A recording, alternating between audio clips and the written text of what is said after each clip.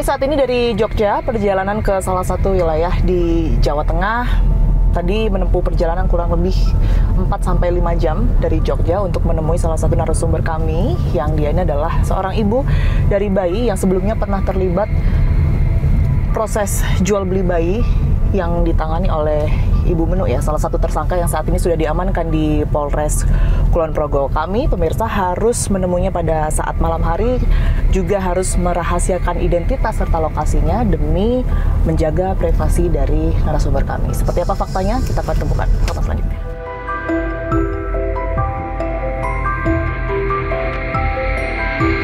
Saat ini saya sudah bersama dengan Mbak Dina, pemirsa. Dina ini adalah nama samaran dan kita akan dengar secara langsung, karena yang kami dengar Mbak Dina ini adalah sosok ibu yang kemudian ini pernah berupaya untuk meminta bayinya untuk diadopsi oleh orang lain dengan imbalan sejumlah uang.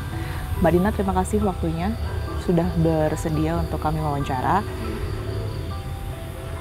Ada upaya yang pernah kami dengar, ya, Mbak Dina ini untuk memberikan bayi yang beberapa waktu lalu ini sudah Mbak Dina lahirkan kepada seseorang, dan ini dengan imbalan uang begitu, ya, yang pada saat itu nominalnya cukup besar. Ini ceritanya seperti apa, Mbak Dina?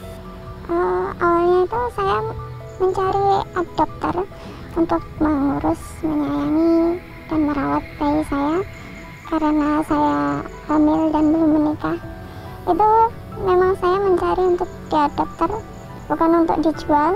Dan awalnya itu saya juga meminta bahwa jika memang itu bayi saya bisa dibawa oleh orang tersebut, itu nantinya saya bisa ketemu lagi dan bisa mendengar kabarnya.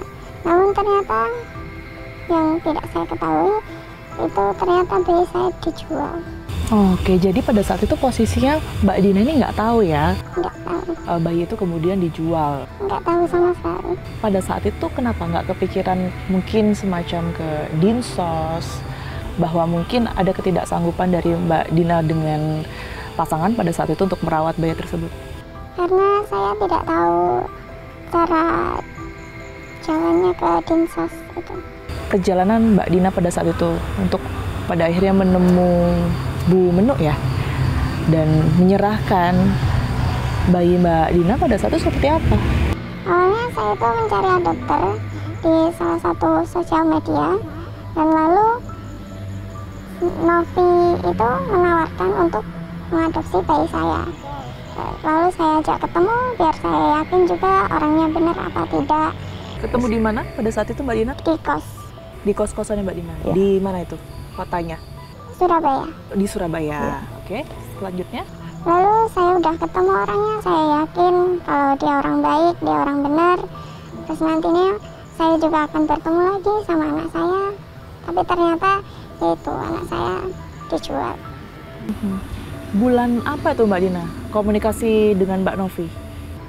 Oktober kurang lebih. Oktober Iya, tahun Mbak. ini, ya? Ya, Pada saat itu Novi ini mengakunya sebagai apa? mengaku sebagai ibu rumah tangga yang sudah lama menikah dan belum mempunyai anak. Dan Mbak Dina pada saat itu menemukan akun tersebut ini secara acak kah, atau sebelumnya sudah pernah komunikasi dengan akun-akun lain misalnya? Tidak, sebelumnya itu saya dicat sama si akun tersebut untuk menawarkan diri untuk mengadopsi anak saya. Setelah ketemu di bulan Oktober, pada saat ketemu itu Mbak, usia kehamilannya berapa bulan? Kurang lebih 7-8 bulan. 7-8 bulan. Dan sekitar 1-2 bulan kemudian Mbak Dina melahirkan. Melahirkannya di Surabaya atau di mana? Di Surabaya. Di Surabaya. Sudah dijagakah oleh pihak Mbak Novi atau seperti apa? Tidak, saya lahiran baru dijemput bayinya. Oke, jadi mohon maaf, itu lahiran dan bayi dijemput itu di hari yang sama? Iya, di hari yang sama. Bagaimana ceritanya sampai pada akhirnya Mbak Dina tahu bahwa bayi itu kemudian dijual? Sebelumnya saya sudah menyerahkan bayi saya, lalu saya kembali ke kosan, dan beberapa hari kemudian saya dijemput sama Polres Kulon Progo. Oke. Dijemput Yang diinformasikan ke Mbak Dina ini apa oleh pihak Polres? Diinformasikan jikalau anak saya itu dijual. Jadi Mbak Dina ini nggak sempat komunikasi sama Bu Menu dan yang lain-lain ya? Saya hanya ketemu sekali itu waktu si Novi sama driver ke kosan saya. Itu langsung ketemu sama Bu Menu? Ya, Apa perbincangan waktu itu Mbak Dina? tidak ada, cuma Bu Menu itu mengusap perut saya aja. Ada tidak mungkin nominal tertentu ya yang kemudian diminta oleh mereka kepada Mbak Dina? Hanya ini, memberikan uang perawatan habis persalinan itu, sama uang persalinan. Berapa juta waktu itu? 7. 7 juta? 7 juta itu sudah sama uang persalinannya? Ya, Artinya persalinan itu bukan ditanggung mereka gitu ya Mbak? tidak. Semuanya Mbak Dina gitu ya? Ada semacam surat-surat yang mungkin Mbak Dina tanda tangani nggak waktu itu? Saya disuruh membuat surat pernyataan jikalau nanti bayinya tidak akan diminta lagi, begitu. Dan pada saat itu Mbak Dina memang bersedia? Iya, karena saya yakin kenapa mereka sampai seperti itu, berarti mereka sayang, begitu. Ternyata tidak. Apa yang kemudian ini muncul di pikiran dan hati Mbak Dina setelah bayi yang baru saja Mbak Dina lahirkan begitu ya, itu di depan mata Mbak Dina harus diserahkan ke orang lain untuk diadopsi begitu. Apa Mbak yang terjadi pada saat itu? Sebenarnya saya ingin merawat sendiri, tapi saya takut sama orang tua karena belum menikah itu.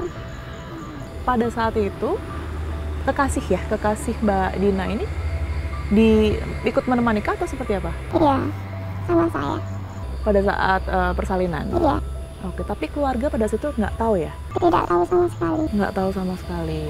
Oke, terakhir Mbak Dina, mungkin ada yang mau disampaikan karena saya yakin Anda sebagai ibu ini juga melalui proses yang panjang ya, sampai Anda sempat terpisah dengan bayi Anda sampai akhirnya bisa kembali dan bahkan bayi Anda ini sempat dijual. Ada yang ingin disampaikan Mbak Dina? Untuk semuanya aja, terutama untuk para ibu-ibu atau orang yang mungkin mengalami seperti saya, jangan percaya apa yang dilihat di sosmed. Itu aja. Baik, Mbak Dina, terima kasih banyak waktunya sudah berkenan bercerita bersama saya. Sehat selalu. Kita temukan fakta selanjutnya.